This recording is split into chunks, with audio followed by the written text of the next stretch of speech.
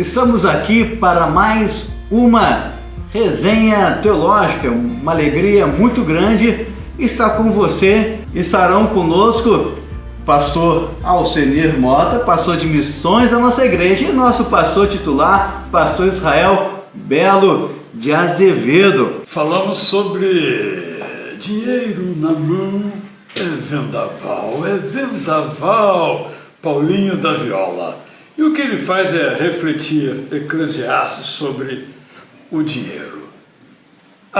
Todo mundo vive e morre pelo dinheiro. Mas, nos termos de Eclesiastes, correr atrás do dinheiro é correr atrás do vento. Eu até mencionei o grande pensamento, para mim, o mais profundo pensamento. Abre um parênteses aqui. Eu tenho o privilégio de, a cada dia, captar um pensamento. Hoje, por exemplo, eu captei um pensamento de Heráclito, em que ele diz o seguinte: se você não ouve, não tem o que falar. Não é? Por exemplo, e eu vou me encontrando com autores, desde os pré-socráticos até os contemporâneos, com pensamentos luminosos. E um dos mais luminosos para mim, ou iluminados, ou inspirados, foi John Wesley, que ele disse o seguinte, no século XIX: ganhe todo o dinheiro que você puder e doe todo o dinheiro que você conseguir. Falou e disse. Só que essa parte do ganhar, estamos juntos. Agora, no doar, aí a coisa é mais difícil, né? Isso, e a Bíblia está repleta de textos sobre o dinheiro. O que eu acho muito interessante é que hoje muitos profissionais da área de finanças estão descobrindo a Bíblia, estão fazendo vídeos sobre finanças na Bíblia, estão descobrindo o que eles viram nos últimos livros. Isso já está escrito há muitos anos na Bíblia. Provérbios, Salmos. Por exemplo, é encantador. Abraão chega no lugar, já está velhinho com a sua esposa, mas ele é um cara reconhecido, né, como uma pessoa de valor, de posse. Ele chega numa cidade lá e diz: agora eu quero comprar um terreno aqui para fazer o cemitério da minha família. Não, Abraão, escolhe o que você quiser, é seu, de graça. Não, eu quero pagar. E o texto bíblico diz que ele vai contando as moedas. O que ele está nos ensinando? Não é? Isso. Não, como se diz na gíria aí dos gurus da economia, né? Não existe almoço grátis, né? Isso. A história de Abraão é apaixonante. E é interessante que ele já juntou dinheiro para o final da vida, sabendo que um dia precisar comprar um lugar para içar o corpo dos seus familiares. Ele já juntou, ele não deixou para os seus filhos, ele já juntou ali. É interessante. Não, a Bíblia realmente é uma voz do outro mundo, né? É a única palavra que eu posso dizer, e cada vez mais que eu leio, eu fico assim: não é possível, como é que pode um negócio desse? Eu fico pensando, hoje eu sento aqui no meu caso eu escrevo sempre no iPad, né, com o meu tecladinho aqui, tum, mas eu fico pensando nos primeiros autores que tinham que escrever num pedaço de pedra, de argila, dificuldade, com uma espécie de um ponteiro. Você pensou: o senhor é meu pastor, nada me faltará. Quanto tempo demorou para escrever aquilo ali? Já está pronto? Né? E assim mesmo, eles estão muito além e muito acima de mim como escritores, né? E outra coisa que me deixa maravilhado com a Bíblia é que a Bíblia acompanhou toda a tecnologia. O irmão falou a primeira tecnologia, a primeira forma de escrita. E hoje nós temos a Bíblia, né? Um aplicativo, diversas formas. A Bíblia é o único livro que acompanhou toda a tecnologia que existiu na face da Terra. Só a palavra de Deus. Perfeitamente. Mas você não gosta de Bíblia, não? Ele só quer saber de missões, nada de Bíblia. A questão toda, Israel, é que esse tema do dinheiro, né, eu estava lá no Momentos com Cristo, como você estava falando, o difícil é a gente se desvencilhar, né, não somente do dinheiro em si, mas de tudo que o dinheiro pode comprar e nos proporcionar. Você tem, como a gente está mencionando aqui sobre a Bíblia faz vários alertas, né? Você tem lá aquele camarada que plantou, que colheu e tal, e aí depois, ô louco, né? Amanhã eu vou pedir a tua alma, o que você tens para mim? Porque ele viveu a vida dele toda voltada para os bens materiais. Mais, né? E é uma tendência nossa. Né? A gente olha assim, a gente faz uma crítica, mas depois você faz uma avaliação sobre a sua vida, a nossa tendência é estar dentro dessa vibe, né? Trabalhando para me alhar.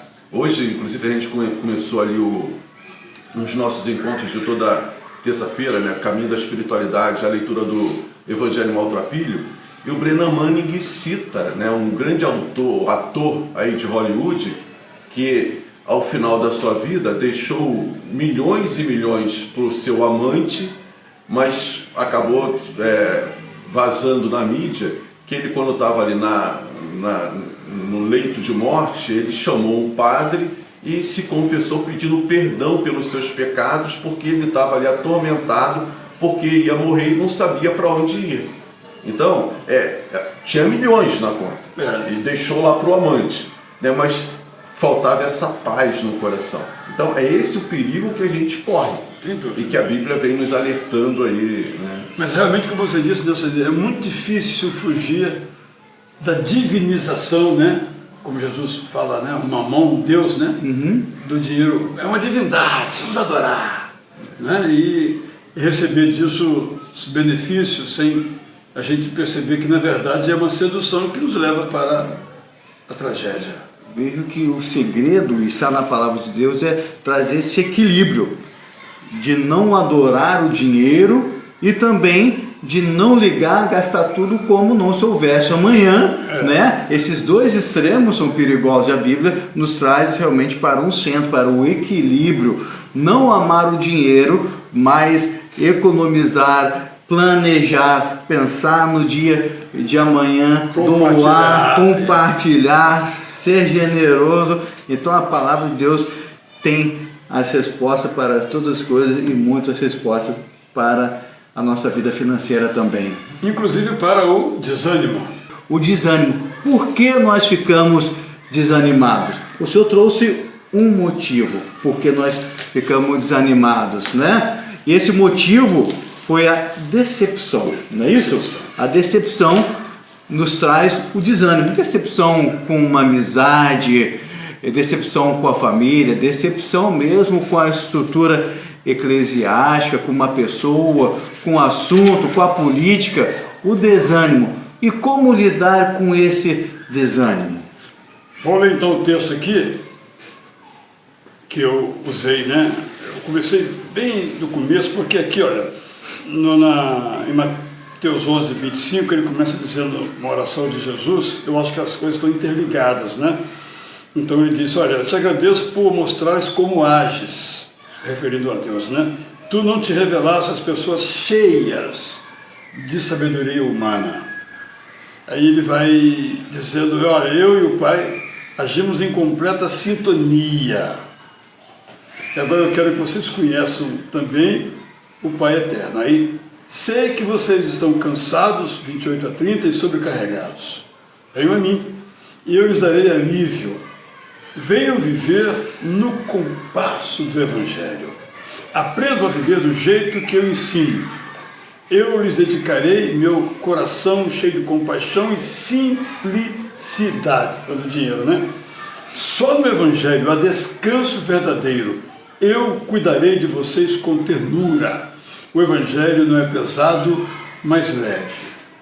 Penso que a decepção, ela é um pouco desse legalismo, desse moralismo, que é o contexto em que Jesus está falando sobre o tema do cansaço. É um cansaço infligido pela religião. Nesse caso específico, podemos ampliar, porque a religião também cansa. Porque muitas vezes a religião, ela não fala da perfeição como o ideal, fala da perfeição como algo real, o que não é real. E aí nós começamos a perseguir, no sentido popular da palavra, essa perfeição e não conseguimos. Qual é o problema com essa ideia? É que eu só serei aceito pelo Deus eterno quando eu for perfeito. Então você mencionou lá o ricaço lá. No fundo ele estava dizendo também, eu fui imperfeito, Deus então não me perdoará, porque na visão dele a religião é esse chefe de disciplina, né? Que está sempre pronto a nos castigar. Então esse é um aspecto. O outro aspecto que eu vejo é a prosperidade. Olha, se você orar certo, vai conseguir. Se você der o dízimo fielmente, vai receber 100 vezes mais. Estou falando do lado cristão da prosperidade, tem o lado pagão também da prosperidade, que às vezes se mistura conosco. E aí, eu aposto, não aposto qualquer na loteria, vou lá, que eu vou ganhar, sonhei essa noite, eu vou ganhar. Aí eu não ganho. Caramba, eu não ganhei. Vamos trazer para o reino da igreja, da bênção. Eu aposto no reino de Deus. E eu não ganho. Então isso vai gerando decepção. E com pessoas, né? Também. Pessoas. Eu já decepcionei você? Não fala a verdade porque sim. Não fala a verdade porque sim. Todos nós decepcionamos as pessoas. Quando é comigo, é a igreja. Né? Então, quando você não confia em Deus, não confia nas pessoas, você está só. Quando você está só, você se cansa. Mais ou menos essa é a sabedoria, né? Porque tudo que Jesus Cristo diz, além de ser sobrenatural, divino, é também natural, é a experiência de vida que ele nos passa também. Esse é o ângulo. E o bom é que a gente pode ir a Jesus e encontrar alívio, porque nele não há moralismo, nem excesso de regras, e nem as regras, quando nós as obedecemos, ele nos ama mais. Não tem como ele nos amar mais do que ama. Já entregou a vida dele para o nosso lugar.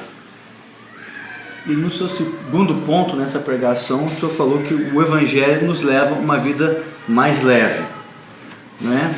E como viver essa vida mais leve que o Evangelho nos traz? O que seria essa vida mais leve? É interessante que é bordão para muitas marcas: viva leve, vivendo leve, né? Leve uma vida leve, usando assim os trocadilhos. O que seria essa vida leve? Eu sou eterno. Eu acho que é isso que o Evangelho diz. A gente pensa assim, bom, a eternidade começa quando eu morro. Não, continua. Desde o momento em que eu fui alcançado e respondi com um sim à graça de Jesus, eu sou eterno. Eu não morro mais. Eu morro fisicamente, mas eu não morro espiritualmente. Se eu sou eterno, eu vou me preocupar com essas coisas que não são eternas? Eu acho que esse é o segredo. A gente apanha na vida? Todos nós. Viveu, apanhou. Viveu, sofreu. Todos nós. Mas quando eu tenho um valor maior, eu gosto muito do livro do Paul Philip Yancey, em que o título é assim, há livros cujo título já fala tudo, né? Evangelho Maltrapilho já falou tudo, né? Põe em ordem seu mundo interior, nem precisa ler o livro, né? Disse tudo. E outro é Rumores de Outro Mundo. Caramba! Então, eu vivo em outro mundo. O meu mundo não é esse aqui. O meu mundo é o mundo da eternidade, é o mundo da graça, que hoje está aqui meio devagar, meio cheio de gelo seco, mas eu estou a caminho quando tudo vai se abrir, né? Como se eu ainda não visse a eternidade. Quando eu atravessar o portão da morte, aquele clarão, isso aqui é eternidade. Mas agora eu já posso ver, antecipar. Eu acho que, para mim, essa ideia, a gente pensa em escatologia, o que vai acontecer comigo depois que eu morro? Gente, isso não tem a menor importância. pessoa me mandou uma pergunta para responder, um pastor. Você é pós, meso ou pré-tribulacionista? Eu respondi, eu não tenho a menor ideia. Entende? Isso não tem a menor importância. A importância é o seguinte, eu hoje sou eterno, não por mim, eu sou mortal, totalmente mortal, mas espiritualmente eu sou eterno. Assim que eu atravessar o umbral da mortalidade, eu serei revestido, Paulo fala isso, é maravilha, da imortalidade ou da eternidade. Eu acho que é isso. Viver aqui nos padrões celestes, viver aqui numa perspectiva celeste, como fosse um prelúdio para o céu da nossa vida. Uma antecipação, eu gosto da palavra prolepse. Veja no dicionário o que é prolepse. O evangelho às vezes se torna muito pesado, né, Israel? E eu vejo que a instituição igreja, às vezes, traz esse peso, né, por causa de todo um legalismo que acaba sendo, né, pregado dentro das nossas instituições. Hoje, no nosso encontro, até houve um comentário sobre o pastor que estava à frente de uma igreja. Ele chegou lá na comunidade, era uma igreja de comunidade, ele estava recém-empossado, e no culto ele sentiu falta de uma irmã. E aí, andando lá pela comunidade, encontrou-a. E aí perguntou, oi minha irmã, por que a irmã não veio aqui no domingo, né? Não esteve no domingo lá no nosso culto? Aí a irmã chegou e falou, pastor, eu não fui porque eu estava sem sapato. Aí, mas como assim? Não, é porque o irmão ainda não sabe, mas lá a gente não pode ir de chinelo. A gente não pode entrar de chinelo no templo. Só pode entrar no templo, tem que entrar de sapato. E aí, eu acho que esse é um exemplo claro de como nós transformamos o evangelho pesado. Então, as boas novas do evangelho, ela perde toda a sua graça em função desse legalismo que às vezes que a gente impõe e que não tem nada a ver com a Bíblia. A gente não consegue viver, Israel, no compasso da graça. É um desafio, né? Para mim, né? Para todos nós. A gente vive uma perspectiva muito terráquea, né? Quando nós temos a perspectiva celeste, o compasso da graça para viver. E eu falei sobre a história da esperança. E quando o homem pecou, Gênesis 3, 14, 15, eu vou mandar um Salvador. E ele vai vencer, e nós vencemos com ele. Então, um pouco dessa ideia, depois Davi, falando maravilhosamente sobre o que aconteceria com a família dele, embora não merecesse, um pouco da ideia da dinastia davídica, e o Messias vendo. E aí uma pessoa, quando eu saí, me abordou, me segurou pela mão. Você falou isso, está na Bíblia, é o pensamento de alguém. Aí ele disse o pensamento: Deus não governa nações, Deus governa corações. Eu falei o oposto, né? Deus governa corações, não nações. Eu nunca ouvi isso. Aí ele me mandou um post com essa coisa. O Davi, por isso que ele era o homem segundo o coração de Deus, né?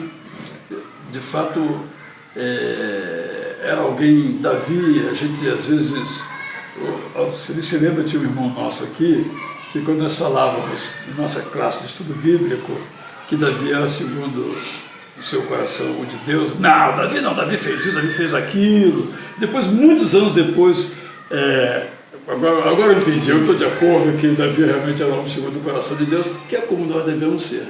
Quando isso acontece, temos esperança, né?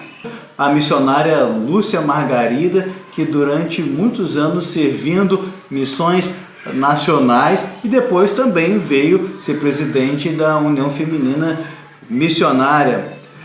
Pastor Alcenir, qual tem sido a importância para a sua vida e para a igreja ouvir esses missionários? Bom, Samir, a ideia até da gente, que eu propus para o Israel e ele aceitou, da gente trazer, né, esses, eu tenho chamado assim de gigantes da obra missionária. Eu chamaria de lendas vivas da obra missionária. Mas aí, Eu acho que lendas vivas da obra missionária fica até melhor. Mas porque eu já até confessei aqui, e novamente faço essa confissão, apesar de já ter muitos anos aí de igreja, né, nasci no lar cristão, eu não conheço essas histórias. Então eu tive um contato quando tive em 2015 lá com o Fernando Brandão e os pastores lá na Amazônia, com a figura do Eurico Nelson, que já foi algo que me chamou muita atenção. Mas eu me propus a pesquisar sobre a vida e acabou, em função de outras atividades, acabei negligenciando isso. E agora retomei essa ideia e tenho lido, né, a respeito desses homens e mulheres que foram aí, né, desbravadoras em termos de missões, de responder ao chamado, abrindo mão, né, porque sempre, algo que eu percebo, Samir, é que você sempre tem que abrir mão de algo, né? Você tem que abrir mão de algo para responder esse chamado. Não é uma coisa assim, não, você tem sacrifícios, mas é tipo a Lúcia Margarida falou, a questão do casamento, né? Ela desejava casar, ela orava por casar, por encontrar ali um esposo. Ela fez isso durante alguns anos da sua vida. Aí depois, agora, ela chegou no momento que ela viu, eu sou feliz mesmo sem ter um marido. Deus não respondeu a minha oração com relação a um marido, mas me satisfez de tal modo que eu não sinto falta, né, desse marido. Isso, o que também me chamou a atenção, pastor Silim, foi isso que, mesmo abrindo mão, como nós vimos a missionária Tainá, que abriu mão do curso universitário, a própria missionária Lúcia Margarida, que tinha o desejo também de fazer medicina, no final sempre a fala de realização completa, absoluta na obra do Senhor, no reino de Deus em missões. Isso que é maravilhoso, essa realização, e na fala, não só na fala, mas na alegria, no sorriso, está totalmente realizada na obra do Senhor, no serviço ao reino de Deus. E quais são as próximas lendas vivas? Pois é, a gente tem o Lauro Mandira, né? O pastor Lauro Mandira, agora no próximo dia 10. No dia 17, a gente tem a sua irmã, né? Dulcineia Belo de Azevedo. E no dia 24, a gente tem um casal aí que representa essa questão da lenda mesmo, que é o casal Krieger, né? Que vai estar conosco no dia 24. E no dia 1º de outubro, a gente também tem a primeira missionária aqui, que foi adotada pelo Fundo de Ação Missionária da nossa igreja, que é a nossa irmã Marlene Tid, que esteve aí pela Junta de Missões Nacionais também trabalhando em vários países e agora está aposentada lá em Curitiba, vai nos falar. Eu até quero dizer aqui para você o seguinte, vamos convidar mais alguns. Você tem alguma sugestão? Manda para a gente e de repente conseguimos esse contato e vamos trazer aqui pessoas, mulheres, homens, que são exemplos de dedicação. Agora, Israel, algo que eu tenho percebido, né, nessas minhas pesquisas, nesse meu contato com esses homens e essas mulheres, é a paixão pelas almas perdidas. Algo que eu acho que nós perdemos, né? A gente tende a se acomodar muito nos nossos cultos dominicais, com a estrutura que a gente tem, com o nosso bem-estar. E a Lúcia Margarida veio só confirmar, né? Quando eu fiz aquela indagação, aquela pergunta sobre o que tinha sido o melhor e o pior na sua trajetória, e ela mencionou isso, né? O que me trouxe mais felicidade foi ver vidas se convertendo a Jesus. O que foi, né, mais trágico, aquele episódio em que ela ia fazer uma visita para uma pessoa à tarde que estava enferma, e quando chegou, a pessoa já tinha morrido e ela não teve a oportunidade de falar do Evangelho. Então esse sentimento de missão, né? Eu tenho que falar do Evangelho porque as pessoas estão morrendo sem conhecer a Jesus, é marcante na vida dessas pessoas, e eu acho que é justamente o que faz com que eles abram mão de todo o conforto. E foi muito interessante também na fala dela, não, eu não sentia falta de geladeira, não sentia falta de televisão, não sentia... Porque estava envolvida ali na missão, nesse propósito, né? Uhum. Você falou aí de tempo, você na igreja, e não conhecer essas histórias. Eu quero recordar aqui uma série publicada pela então Casa Publicadora Batista, intitulada Heróis da Fé. Eram livrinhos pequenininhos, deviam ter 48 páginas, e contavam uma história, então, desses heróis da fé. Eu me lembro de Sudha Singh, até hoje eu me lembro dessa história. Eu me lembro de muitos outros, de William Carey, o título era Jovem Sente-se, lembro até o título do livro, Jovem Sente-se, e muitos outros. Eu acho que vou republicar essa série só virtual, já deve ter domínio público, para que mais pessoas possam ter conhecimento dessas histórias extraordinárias. E a Junta de Missões Nacionais fez um livro contendo essas histórias também, não é? Pois é, o livro foi publicado quando a Junta completou 100 anos, né? Então 100 anos da Junta de Missões Nacionais é o livro que eu tenho lido, e ali traz, né, essas lendas, algumas dessas lendas. E olhando para a vida dessas pessoas, a gente vê que nós podemos fazer mais, nós podemos sonhar mais. Será que nós podemos desejar mais? Falou sobre os 3 Ds: desejo, decisão e disciplina. Será que mesmo eu com 42 anos, na metade da minha vida, ou alguém já com 80 anos, ainda pode fazer mais, sonhar mais, almejar mais, ir além? Bom, esse é meu tríptico, né?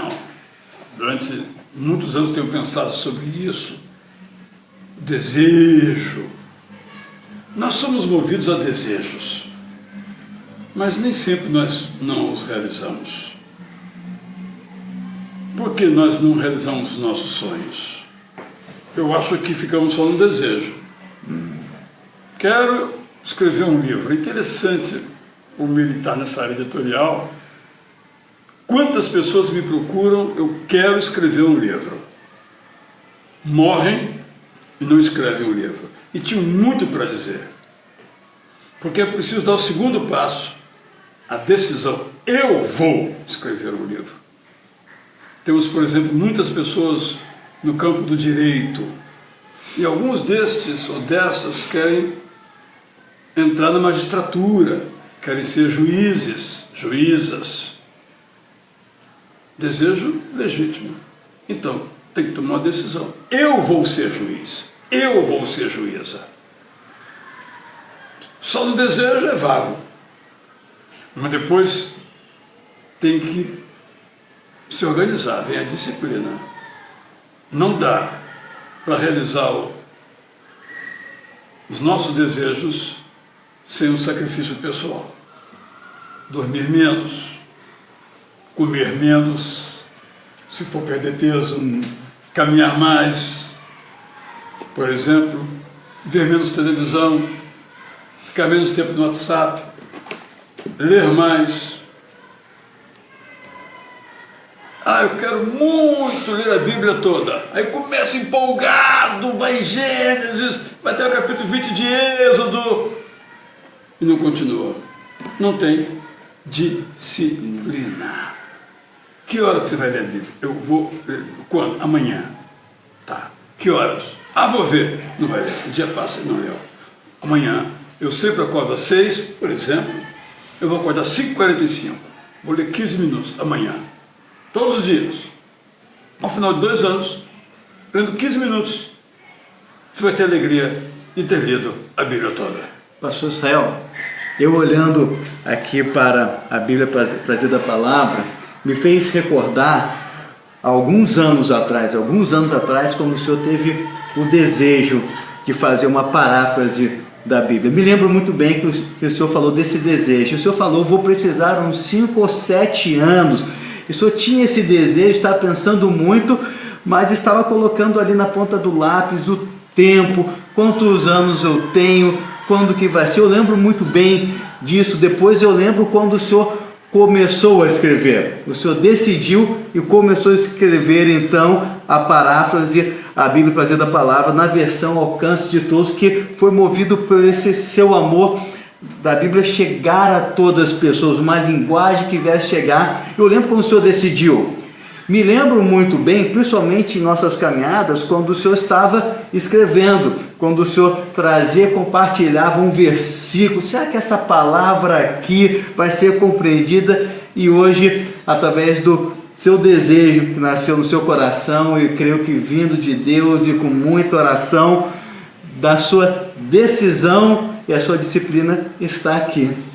E eu fiquei emocionado quando o Senhor leu no culto da manhã aqui a Bíblia, fazendo a palavra, e um dos fascículos, que teremos outros fascículos, mas esse primeiro fascículo que saiu primeiro, né, que foi publicado primeiro, é só Jesus segundo os Evangelhos.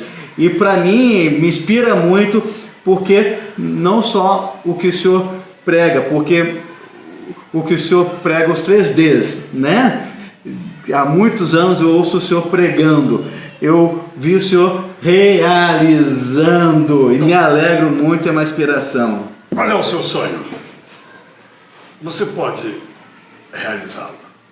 Jesus, por exemplo, você encontra, antes que ele ia tomar uma decisão, quando ele foi escolher os apóstolos, ele passou a noite inteira numa vigília de oração. Não na vigília da Alcenia, que dura só 2 horas. Uma vigília, subiu de noite para o monte, quando amanheceu ele estava lá orando. Aí ele escolheu os 12. Não escolheu da cabeça dele. Mas o que eu acho interessante é que o texto diz que ele fez isso como era seu costume. Como no caso de Daniel, era o seu costume abrir as janelas da sua casa, que dava para a cidade de Jerusalém, ajoelhar-se e orar como era o seu costume. O que é isso? Disciplina. Pastor Alceni, e Jesus orava, Jesus necessitava orar, tinha disciplina. E nós, pastor Alceni, Jesus orava, passava a madrugada orando, e nós, pastor Alceni. Pois é, Samir, eu acho que tudo é a motivação, né? Eu acho que Jesus tinha a motivação de cumprir a missão, né? De levar ali a mensagem, proclamar as boas novas. Então você tem essa dependência, porque eu vejo a oração, e o Jael frisou isso na mensagem, né? Jesus orou, então como que eu vou querer negligenciar isso, né? E eu vejo na oração de Jesus ao Pai, ali mostrando, querendo deixar esse ensinamento, né, na nossa dependência de Deus em tudo o que vamos fazer. E eu tenho procurado implementar isso. E a gente vê esse terceiro D também na vida de Jesus, né, na questão da disciplina, de ter ali o hábito, né, de fazer, de orar e de abrir mãos às vezes. Você vê ali os discípulos às vezes querendo, não mestre, vamos fazer isso aqui. Não, eu tenho uma missão a cumprir, não tentem me desviar dela. Então tinha o foco, né? Não, eu preciso disso. E aí tudo que viesse desviá-lo ou retardar esse cumprimento da missão, ele não aceitava, né? Então, e que não é fácil, né? A gente, por exemplo, você está estudando para um concurso, aí eu ouvi muitas histórias aqui do seminário que você vivenciou e você já contou também aqui, né? Às vezes tu está lá estudando, você não gostava muito de jogar bola, mas eu já ouvi de gente que gostava de jogar bola, estava lá na capela, lá estudando e coisa e tal, aí vinha o pessoal lá, futebol aqui no Pecadão, futebol no Pecadão, aí o cara se sentia tentado, eu vou deixar de estudar aqui, porque eu vou jogar uma bolinha lá e coisa e tal, quer dizer, mas quem tem o foco, não, eu preciso estudar. E eu gostava de jogar futebol, mas eu só ia sexta-feira. Então me organizei para sexta-feira. Disciplina. O resto tem que estudar. Mas você falando sobre Jesus aí, uma coisa que me arrepiei até aqui agora, impressionante é a seguinte: Jesus praticamente nunca saiu de Israel. Ele esteve lá, naquela cidade sírio-fenícia, muito provavelmente ali na fronteira, em que era habitado tanto por judeus quanto por cananeus ou sírio-fenícios. Mas ele não atravessou ali a fronteira, muito provavelmente, que a cidade estava ali na fronteira, né? Sidom. E por que ele não fez isso? Primeiro, porque ele tinha um método. Primeiro fala que os judeus formam os meus discípulos, depois eles vão pelo mundo. E segundo, Qual o tamanho do mundo? Então, se ele vai, atravessa aquela fronteira, até onde é que ele vai? A fronteira norte. Se ele vai, o máximo que ele foi a Gadara, que já estava fora da fronteira do Israel tradicional, mas não do Israel romano da época, né? Então, o mundo, como é que ele ia abraçar o mundo todo? Método, disciplina, vou abraçar Israel que eu conheço. E a partir daqui se alcança o mundo. Porque a gente não pode realizar todos os sonhos ao mesmo tempo. É um de cada vez.